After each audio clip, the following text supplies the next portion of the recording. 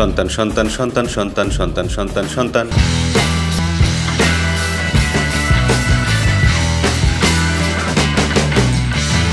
যে বিতর্কটা তৈরি হয়েছে, সৃজিত মুখার্জি রাজ চক্রবর্তীকে রিপ্লাই দিয়েছেন, দেবের ফ্যানরা রাজ চক্রবর্তীর উপর খেপে গেছে, ইউটিউবাররা ভিডিও বানাচ্ছে রাজ চক্রবর্তীর এগেইনস্টে। আলটিমেটলি কি হবে?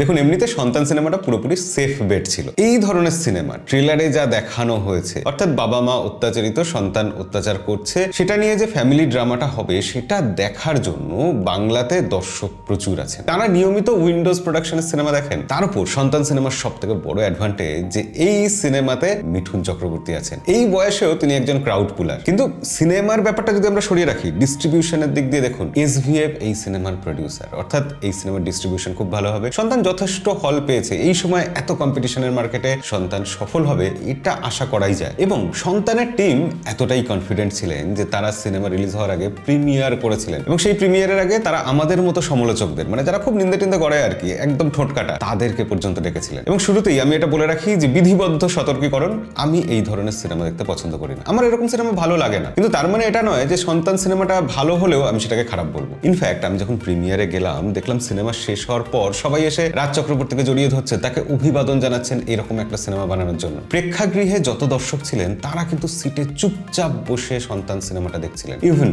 আমার মতো লোকে, তাদেরও কখনো কোনো সিনে চোখে জল চলে এসেছে। অর্থাৎ রাজ চক্রবর্তী যেটা করতে চেয়েছিলেন, যে মানুষের ইমোশন নিয়ে খেলা করবেন, সেটা সন্তান সিনেমাতে কিন্তু তিনি সফলভাবে করতে পেরেছেন। এখানে কিন্তু কোনো সন্দেহ নেই। আমি যখন এই সিনেমাটা দেখছিলাম তখন আমার পাশে একজন খুব পারদর্শী দক্ষ এডিটর ছিলেন। তো তিনি যে ব্যাপারগুলো নোটিস করেছেন সেগুলো আমার মতো সাধারণ লেভেলের রিভিউয়াররা নোটিস করবে না। তো তার ফিডব্যাক পেয়ে আমি খেয়াল করলাম যে এই সিনেমাতে যে সাউন্ড ডিজাইন করা হয়েছে সেখানে একটা অদ্ভুত ব্যাপার রয়েছে। যখনই মিঠুন চক্রবর্তী আর অনুসুয়া মজুমদারকে তাদের বাড়িতে দেখানো হচ্ছে, তখনই সেই সিনের শুরুতেই একটা ট্রেন যাওয়ার বিজিএম থাকছে বা ব্যাকগ্রাউন্ড মিউজিক থাকছে। প্রতিবার যতবার এই সিনটা এসছে বোধহয় একবারও মিস হয়নি। এই প্যাটার্নটা খুবই দৃষ্টিকটু। আরেকটা প্যাটার্ন যে অ্যাম্বুলেন্সের আওয়াজ, কোনো বিশেষ দৃশ্যগুলোতে প্রতিবার ব্যাকগ্রাউন্ডে অ্যাম্বুলেন্স যাওয়ার আওয়াজ শোনা যাচ্ছে। রাজ চক্রবর্তীর সিনেমাতে এই ব্যাপারটা আশা করা যায় না। কিন্তু দেখুন, এই সিনেমাটা ছিল রাজ চক্রবর্তীর জন্য একটা রিস্কি প্রজেক্ট। হ্যাঁ, এত কিছু অ্যাডভান্টেজ থাকা সত্ত্বেও এটা বোধহয় রাজ চক্রবর্তীর ফিল্মের ক্যারিয়ারে সব থেকে রিস্কি প্রজেক্ট। তিনি তো এরকম সিনেমা বানান না। তার এক্সপার্টাইজ আছে কি এরকম সিনেমা বানানোর? एक ऐसी इंडस्ट्री है जहां मेरा एक्सपर्टीज नहीं है। তাকে প্রমাণ করতে হতো এটা। অর্থাৎ রাজ চক্রবর্তীর সামনে চ্যালেঞ্জ ছিল এবং তিনি সেই চ্যালেঞ্জটা অ্যাকসেপ্ট করেছেন, মানে মন দিয়ে কাজটা করেছেন, এটা তো আমরা ধরে নিতেই পারি। তো সিনেমাটাতে সেই জিনিসটা দেখা যাচ্ছিল, বিশেষ করে সিনেমার সেকেন্ড হাফে এবং লাস্ট 20 মিনিটে। তবে প্রিমিয়ারে ডেকেছিল বলেই কি এতটা প্রশংসা করতে হবে? না, আসলে এই সিনেমার কিছু খারাপ দিক আছে, সেই দিকটাও আমরা বলবো। কিছু দুর্বলতার জায়গা রয়েছে। তবে তার আগে ভালো দিকগুলো কমপ্লিট করে নিই। সন্তান সিনেমাতে তাবড়ো অভিনেতা ছিলেন ঋত্বিক চক্রবর্তী, মিঠুন চক্রবর্তী, শুভশ্রী, অনুসুয়া মজুমদার, খরাজ বন্দ্যোপাধ্যায়। মিঠুন চক্রবর্তী এই বয়সে এসে যা দিয়ে যাচ্ছেন আমাদের, সেগুলো মনে রাখার মতো। এই নিয়ে আমরা কিছু বলবো এরকম ধৃষ্টতা আমাদের নেই। শুভশ্রীও খুব ভালো অভিনয় করেছেন। রাজ চক্রবর্তীর সিনেমাগুলোতে ইদানিং শুভশ্রী নিজেকে বোধহয় নতুন করে খুঁজে পাচ্ছেন, তার অভিনেত্রী সত্তাটা এক্সপ্লোর হচ্ছে। আর খরাজ মুখোপাধ্যায়, তিনি কবে খারাপ অভিনয় করেছিলেন, কোন সিনেমায় খারাপ অভিনয় করেছিলেন, এটা আমি তো মনে করে বলতে পারছি না। আপনারা কেউ বলতে পারলে কমেন্টে লিখে জানাবেন। কিন্তু সবাইকে ছাপিয়ে গেছেন অনুসুয়া মজুমদার। তার রোল এখানে ভীষণ ইম্পর্টেন্ট এবং সেই রোলে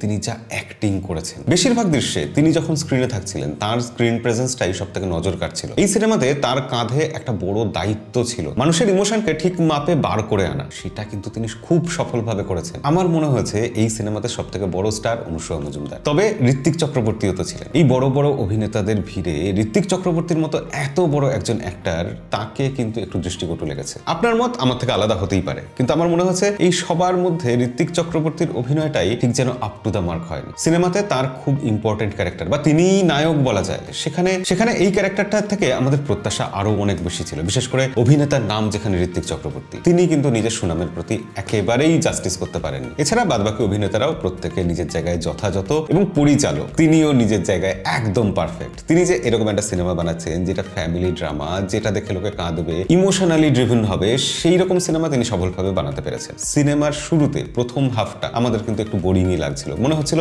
সিনেমাটা যেন স্লো চলছে। যে পিক জায়গাগুলো তৈরি হওয়া দরকার ছিল, যে আবেগের জায়গাগুলোতে আমাদের পৌঁছানোর কথা ছিল, সেই জায়গাতে আমরা পৌঁছতে পারছি না। পরিচালকের স্ক্রিপ্টে এখানে বোধহয় দুর্বলতা রয়েছে। কিন্তু এই ভুলটা ভেঙে যায় সেকেন্ড হাফে গিয়ে। সেকেন্ড হাফে সিনেমা এমন কিছু ড্রামাটিক সিন ক্রিয়েট করে যেগুলো দেখে প্রত্যেকেই ইমোশনাল হয়ে পড়ে। করে। লাস্টে যে টুইস্টটা আছে সেই টুইস্টটা কিন্তু সিনেমাটাকে জমিয়ে দেবে। ইনফ্যাক্ট জমিয়ে দেবে কথাটা এখানে শুনতে খারাপ লাগে, সেই টুইস্টটা আপনাকে কাঁদিয়ে দেবে। আমার ধারণা সন্তান সিনেমাটা প্রচুর ব্যবসা করবে। এই শীতের উইন্ডোতে এই সিনেমাটা একটা সফল সিনেমা হবে, মানুষ দেখতে যাবে, পছন্দ করবে। আমার মতো লোক যারা এই ধরনের সিনেমা পছন্দ করে না, তারা যদি বলে এই সিনেমাটা খুব একটা খারাপ লাগেনি, তাহলে বুঝতে হবে হ্যাঁ সিনেমাটার মধ্যে কিছু একটা মেটেরিয়াল তো আছে। অবশ্যই সিনেমাটা হলে গিয়ে দেখবেন। রাজ চক্রবর্তীর এরকম কাজ আপনারা যদি অ্যাপ্রিসিয়েট করেন, তাহলে ভবিষ্যতে আরো এরকম কাজ রাজ চক্রবর্তীর থেকে আমরা দেখতে পাবো। আর আমাদের চ্যানেলে যদি এরকম আরো অনেক ভিডিও দেখতে চান, আমাদেরকে সাবস্ক্রাইব করে রাখবেন। দেখা হবে পরের ভিডিওতে। আজকের মতো বিদায়।